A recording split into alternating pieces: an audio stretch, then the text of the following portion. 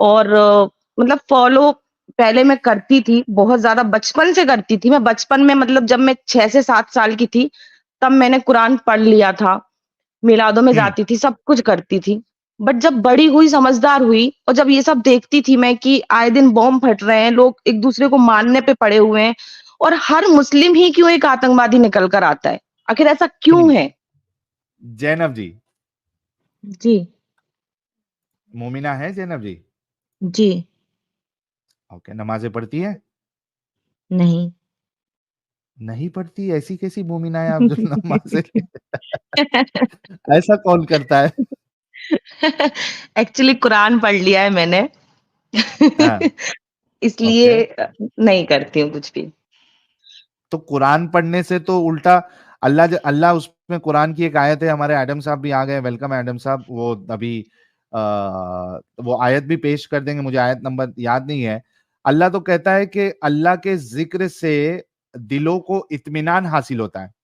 आय हाय हाय हाय अला बिज़िक्रिल्लाहि बट तत्मइन्नुल कुलूब। जिसको भी अल्लाह ये जो अकीदा होता है, अगर अल्लाह उसको नहीं देना चाहता है, तो उसकी आँखों पे पर्दा लगा देता है ना, मेरी आँखों पे हाँ, पर्दा लगा हुआ है। ये भी एक बात है कि ये अल्लाह जो है ना 2-2 बात करता है। अल्लाह जिसको नहीं चाहता है, उसकी आँखों पे पर्दा लगा देता है, तो शायद अल्लाह मुझे नहीं चाहता, इसलिए मेरी आँखों पे पर्दा लगा दिया है। वाह, वाह, दिल वाह, वाह, और वाह! दिल के ऊपर क्या किया उन्होंने? दिल तो पत्थर बना दिया है। अल्हम्दुलिल्लाह, सखत बना काला दिया, कर दिया। सखत। सख्त बना दिया है, कुछ नहीं हो सकता है। तो क्या हुआ था साहिल वाह! भाई, मैं बहुत टाइम से आपको सुन रही थी, मुझे आपसे बात करनी थी। ओके। अच्छा, उससे पहले अ, एक टेस्ट ले लें ज़ैनब जी, आप बहुत जी, दिनों जी, से जी, सुन रही बिल्कुल, हैं तो बिल्कुल, बिल्कुल, क्या मुझे पता नमाज़ें है। पढ़ती थी पहले आप? हाँ, मुझे सूरह फ़ातिहा आती है, सूरह इख़लाक़ आती है, सूरह नास आती है, आयतुल कुर्सी आती है, जो भी चाहें आप आयतुल सुन कुर्सी लीजिए। सुना दें चलिए, आयतुल कुर्सी अल्लाहु सुना दें। अल्लाहु ला इलाहा इल्ला हुवल हय्युल क़य्यूम ला तख़ुज़ुहु सिनातु वला नौम लहू मा फ़िस समावाति व मा फ़िल अर्द मन ज़ल्लज़ी यशफ़अु इंदहु इल्ला बिइज़्निही यअलमु मा बैना अयदीहिम व मा ख़ल्फ़हुम व ला युहीतूना बिशैइन मिन इल्मिही इल्ला बिमा शाअ वसिअ कुर्सियुहु समावाति वल अर्ज़ व ला यऊदुहु हिफ़्ज़ुहुमा व हुवल अलिय्युल अज़ीम। चलिए, बताइए क्या हुआ था? 100 की स्पीड में एक्चुअली आपने पढ़ लिया, कोई मुश्किल नहीं। हाँ, मैंने वो पढ़ लिया क्योंकि बहुत टाइम से मेरा है नहीं प्रैक्टिस में, बट क्योंकि बचपन से पढ़ा हुआ है तो बहुत ज़्यादा याद तो है ही। एक्चुअली क्या हुआ था ना कि ये जो टेररिज़्म होता है कि तो मुझे ना डाउट था कि ऐसे कैसे कोई ह्यूमन बॉम्ब बनकर फट सकता है, जानें ले हुँ, सकता है। तो मुझे डाउट हुआ कि ये ऐसे ही तो नहीं होता होगा। आखिर फिर मैंने बहुत सारी वीडियोज़ देखी कि अरे कुरान ही कहता है, कुरान ही कहता है। बट सच बताऊँ क्योंकि मेरी फैमिली बहुत ज़्यादा मानती है, तो जब मैं कुरान पढ़ रही थी, तो मैं सच में ये चाह रही थी कि इसमें ना ऐसा कुछ लिखा हो, मैं नहीं देखना चाह रही थी। बट जब वो पारा नंबर 5 पे आई मैं और वहाँ पे मैंने ये लिखा हुआ देखा कि जो लोग इस्लाम को नहीं मानते हैं, आप उनका कत्ल करो, जिहाद के लिए निकलो और फिर जो वहाँ से जीती हुई जो तुम्हारी लौंडियाँ हों, उनके साथ चाहें तो आप ज़िना करें, चाहे तो उनसे निकाह करें। मतलब वही स्लैब बना के रखे, कुछ फ़र्क नहीं पड़ता है। तो बस वहाँ से मुझे मेरा जो अकीदा था इस्लाम को लेकर, वहाँ से मेरा टूट गया। उसके बाद आँखें खुल गई मेरी कि जो हो रहा है ना, वो ऐसे ही नहीं हो रहा है। क्योंकि हमारे तक क्या होता है ना, जो अरबी में लिखा हुआ है ना कुरान, वो कोई पढ़ता ही नहीं है। सब बस उसको पढ़े जा रहे हैं, कोई उसका ट्रांसलेटर कर मतलब कभी देखता भी नहीं है कि आखिर हम पढ़ क्या रहे हैं। जबकि कहा जाता है कि आप दिन भर में 1 बार तो कुरान उठाकर पढ़ो। आपका हुँ, दिल पत्थर होगा अगर आपका कुरान रखा हुआ है और आप उसको पढ़ नहीं रहे हो तो पढ़ो। बट पढ़ रहे हैं, क्या पढ़ रहे हैं वो भी तो कभी बताओ ना। कभी तो होना चाहिए ना कि आप बैठा के हमें समझाओ कि हम कुरान में है क्या, वो कभी नहीं होता है। बट हुँ, जिनसे उनको ये सब कराना रहता है, जिनसे उनको जिहाद कराना रहता है, उनको वो बताते हैं कि देखो हमारा अल्लाह क्या कह रहा है और फिर वो उनसे कराते हैं वो सब काम। तो वहाँ से मुझे ये सब हुआ और उसके बाद मैंने फिर धीरे-धीरे सब चीज़ें छोड़ दी हैं क्योंकि मेरा मन नहीं करता है नमाज़ पढ़ने का। और मतलब फ़ॉलो पहले मैं करती थी, बहुत ज़्यादा बचपन से करती थी। मैं बचपन में मतलब जब मैं 6 से 7 साल की थी, तब मैंने कुरान पढ़ लिया था, मिलादों में हुँ। जाती थी, सब कुछ करती थी। बट जब बड़ी हुई, समझदार हुई और जब ये सब देखती थी मैं कि आए दिन बॉम्ब फट रहे हैं, लोग एक-दूसरे को मारने पे पड़े हुए हैं और हर मुस्लिम ही क्यों एक आतंकवादी निकल कर आता है? आखिर ऐसा हुँ। क्यों है? वहां से डाउट हुआ, इसलिए वो कुरान पढ़ने की हिम्मत की। बट उसके बाद ना मुझे समझ नहीं आता है कुरान। मैं बोलूंगी कि बहुत ही ज्यादा ऐसा है कि समझना बहुत मुश्किल है उसको। मैंने 10 पारे तक पढ़ा, उसके बाद नहीं पढ़ा, क्योंकि दिमाग को एकदम खराब करने वाली चीज है, तो बंद कर दिया मैंने। बट लोग समझते ही नहीं है। अगर उनको बोलो कि आप पढ़ो तो सही, आप उसको पढ़कर जान सकते हो। जो चीज आप रोज पढ़ रहे हो, जिसका आपको इल्म नहीं है कि आप पढ़ क्या रहे हो, आप पता, लोग सच्चाई नहीं जानना चाहते। उसके पीछे एक ही रीजन है, डर। क्योंकि आप क्वेश्चन कर नहीं सकते हो। मैंने क्वेश्चन करने की कोशिश भी की। मैंने मेरे कांटेक्ट में जो हो सकता था, मैंने वहां तक बात पहुंचाई, किसी हजरात तक बात पहुंचाई कि ये जो लिखा हुआ है, ये क्यों लिखा हुआ है, क्या ये सच है? तो वहां से मुझे कोई जवाब नहीं आया। मतलब क्लियर होता है ना, डाउट है तो आप क्लियर करो। क्लियर नहीं हुआ। वहां से मुझे जवाब ये मिलता है कि आप अगर कुरान पर सवाल उठा रहे हो तो आप अपनी दुनिया और आखिरत बिगाड़ रहे हो। मतलब आपने सही। मुझे भी डरा दिया। मेरा डाउट तो क्लियर नहीं किया, मुझे डरा दिया। अब अगर मैं बिल्कुल। चाहूं कि हाँ ठीक है, मैं मेरी दुनिया बिगाड़ रही हूँ, आखिरत बिगाड़ रही हूँ, वो मरने की बात है। दुनिया भी देख लेंगे। अभी आप मुझे बताओ तो सही। तो वो बताने क्यों बताएंगे ना मुझे? क्योंकि मुझसे उन्हें जिहाद नहीं करवाना है। जिससे जिहाद करवाना है उसको वो बता भी देते हैं, और उसको इस तरह से उनका ब्रेन वॉश करते हैं ना कि वो कर भी लेते हैं। हाँ। वो समझ लेते कि हाँ, क्योंकि मेरे अल्लाह ने बोला है तो मुझे ह्यूमन वॉर्म बनाओ, मैं जाता हूँ, मैं फटूंगा वहां जाकर। और अभी जो आप बात कर रहे थे कि इस्लाम में ये जो सेक्स लैब्स जो सब होता है, ये क्यों होता है? क्यों, ये क्यों किया है भाई? कौन करेगा? एक ऐसा रिलीजन जो आपको अलाउ करता है कि हाँ आप करो। बट मुझे लगता बिल्कुल। है कि ऐसा नहीं है कि वो आप आफ्टर जंग पे जाने के बाद जो मिल रहा है, ऐसा कुछ नहीं है। एक्चुअल में एक लड़की जिससे उसका निकाह होता है ना हस्बैंड के साथ, उसके साथ भी डेली एक वही सब हो रहा होता है। अगर बीबी का मन नहीं है तब भी, क्योंकि अगर आपके हस्बैंड का मन है तो आपको करना है। अगर आप प्रेग्नेंट हैं तब भी आपको करना है। अगर सही। आपका दुख है, दर्द है, कुछ भी है, तब भी आपको करना है, क्योंकि आपके हस्बैंड का मन है। आप मना नहीं कर सकते हो। सोहर कहा जाता है ना, खाविंद खुदा के बराबर है। तो खुदा के बराबर है तो क्या खुदा हर टाइम सेक्स चाहता है क्या? सेक्स ही करना सही। है क्या उसको पूरे टाइम? हम्म।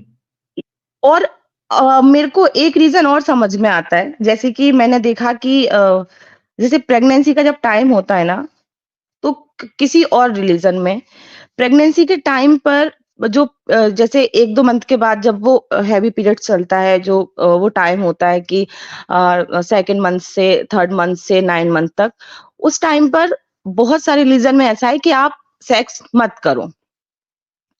बट तभी मैंने देखा, जैसे कि बच्चे जब जैसे शादी के बाद जो जैसे बच्चे पैदा होने का जो टाइम होता है ना, कि इसमें गैप आता है, 2 से 3 साल में बच्चे पैदा होंगे किसी और रिलीजन में। बट हमारे यहाँ ऐसा नहीं होता है। हमारे यहाँ आज शादी हुई है, उसके 9 महीने बाद आप बच्चा ले लो। उसका सही। कारण क्या है? उसका कारण ये है क्योंकि उसको फर्क नहीं पड़ता है कि उसकी जो बीबी है वो प्रेग्नेंट है, वो सेक्स नहीं कर पाएगा। मतलब क्या होता है ना कि शादी के बाद एक एक पीरियड होता है जब आप अपने पार्टनर के साथ रहते हो, उसके साथ एंजॉय करते हो वो टाइम। तो उतना टाइम लो आप, 1 साल, 2 साल, 3 साल लो, देन फिर आप बच्चे पैदा करो। बट उसको नहीं फर्क पड़ता ना, क्योंकि उसको तो वो टाइम पीरियड जो उसको सेक्स का चाहिए, वो उसको प्रेगनेंसी के बाद भी मिलेगा। अगर वो प्रेग्नेंट है तब भी वो सेक्स कर सकता है। तो उसको क्या करना कि भाई अभी अभी प्रेग्नेंट नहीं करो, नहीं तो अभी हम वो हनीमून हनीमून जो पीरियड है हमारा, वो कैसे एंजॉय करेंगे? मुस्लिम को नहीं फर्क पड़ता है, क्योंकि वो प्रेग्नेंट हो जाएगी, वो 9वें महीने में भी होगी ना, तब भी वो उसके साथ सेक्स करेगा। बट किसी और रिलीजन में वो सेक्स वो जो पीरियड होता है प्रेगनेंसी का, उस टाइम पर दूर रहना ही होता है। तो पहले वो एंजॉय करते हैं साल 2 साल, देन वो फिर बच्चे का सोचते हैं, प्लानिंग करते हैं। बट हमारे यहाँ नहीं होता। हमारे यहाँ तो आप करो, बच्चा पैदा हो वो जाने के बाद भी करो। उसकी वजह ये है ना, क्योंकि आप देखिए इस पे हमने एक स्ट्रीम भी किया है, जिसकी ये सोच है कि भाई पालने वाली जात अल्लाह की है, रिस्क देने वाली जात अल्लाह की है। रिस्क यानी आप इस डर से अपने बच्चों का कत्ल नहीं करो कि भाई उनको रिस्क कौन देगा, अल्लाह है उनको रिस्क देने वाला। फिर रसूलुल्लाह की हदीस है कि ऐसी औरत से शादी करो जो ज़्यादा बच्चे पैदा करती है, ताकि वो कयामत के दिन जो है मेरे जो नंबर ऑफ फॉलोअर्स है, उसको बढ़ाने में उसने मदद की है।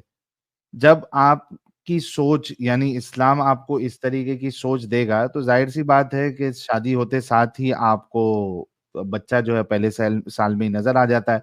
अभी भी ये चीज़ नज़र आती है, लेकिन अभी मैं चेंजेस ये देख रहा हूँ कि कई सारे मोमिन हज़रात जो है, वो इस नहीं, चीज़ नहीं, को नहीं, वो चेंजेस नहीं है, उसका मैं रीज़न आपको बताऊँगी, वो चेंजेस नहीं है। एक्चुअली आजकल लड़कियों का ना नॉर्मल प्रेगनेंसी बची नहीं है। आजकल हुँ, मेडिकल प्रॉब्लम पहले होती है। पहले ट्रीटमेंट चलेगा क्योंकि ये पीसीओडी, पीसीओएस जो चल रहा है, जो सिस्ट वगैरह जो लड़कियों को हो गए हैं, वो जो रेट है वो 90% तक पहुँच चुका है लड़कियों में। हर ओके। हर 1 में से 5 लड़की जो होती है ना, वो उसको पीसीओडी है, और पीसीओडी हुँ, में कंसीव करना आसान नहीं होता है। तो इसका ये ओके। रीज़न बन चुका है आजकल। आप बहुत शादी के बाद देखो तो यही होता है कि उसका ट्रीटमेंट चल रहा है, तो वो 1-2 साल का गैप लग रहा है। और हुँ, हुँ। अगर किसी का कोई प्रॉब्लम नहीं है, तो कोई आपको बिल्कुल भी ऐसे ना साँस लेने का टाइम नहीं मिलता है, और आप 1 से 2 महीने के में हो जाता है, खुशखबरी आ जाती है कि भई बच्चा आने वाला है। अच्छा। देखिए, ये एक रीज़न भी हो सकता है जो आपने कहा कि कुछ हुँ, प्रॉब्लम होती है हुँ, पीसीओएस या पीसीओडी वाली, लेकिन मैंने ये देखा है, मेरा ऑब्ज़र्वेशन ये है कि हुँ, आजकल मोमिन हज़रात में भी ये चीज़ जो है वो क्या कहते हैं उसको, तो ये चीज़ आ रही है कि भाई शादी होते साथ जो है वो बच्चे पैदा नहीं करना है, ताकि हुँ, आपको जो है वो आप प्रेग्नेंट हो जाओगे, फिर आप लाइफ कैसे एंजॉय कर पाओगे। या बहुत से लोग जो फर्स्ट बच्चा फर्स्ट अटेम्प्ट में ही कर लेते हैं, फिर वो सेकंड के लिए लंबा सा गैप देते हैं, क्योंकि उनको भी समझ में आ गया है कई सारे लोगों को, क्योंकि अवेयरनेस ये फैल रही है, और जब वो प्रैक्टिकली हाल देखते हैं अपने ही खानदान में ज़्यादा बच्चे हैं और वो बच्चे उनके पढ़ाई के वांदे, उनके खाने-पीने के हुँ, वांदे, तो उनको ये चीज़ समझ में आती है कि भाई हमने ज़्यादा बच्चा पैदा नहीं करना है, और यही वजह है कि अभी मोमिनों की जो ये है अपना क्या कहते हैं उसको, यार उसको क्या कहते हैं वो बच्चों का एवरेज बच्चों का क्या कहते हैं उसको? हाँ, वो मेरे जो दिमाग से निकल रहा है। साहिल साहब 2.5 या अ, जो नंबर्स हाँ, होता है। जी, हाँ, एडम साहब हाँ, आप कुछ हाँ। बोलिए। साहिल साहब नीचे कुछ मोमिन है बड़े फुदक रहे हैं, हाँ, उनको तो भी ले लेते हैं। थोड़ा-सा तो वो वक़फ़ा जो करें। नंबर, हाँ, मैं अभी ले लेता हूँ उनको। तो वो जो नंबर है, बर्थ रेट जो है वो कम होते जा रहा है। मोमिनों में भी हुँ, पहले के मुकाबले में अभी कम आया। Fertility rate, thank you hmm, so much. Hmm, hmm, fertility rate, hmm, तो ये कम होते जा रहा हुँ, है, तो उनको भी समझ में आ रही है चीज़ें। बट ख़ैर, लेकिन ये बात बहुत अच्छी लगी हमें कि आपके अंदर जो है ये कल्ट के बारे में जो इसकी हकीकत है, आपको समझ में आ गई और आप इससे बाहर निकल गई। कांग्रेचुलेशन सो मच ज़ैनब जी, बहुत अच्छा लगा, और खुश रहिए थैंक यू आप सो मच, और हमारे चैनल को थैंक यू देखते सो मच, रहिए। Thank you so thank you so much. Much, thank you so much Sahil भाई, थैंक यू। Thank you.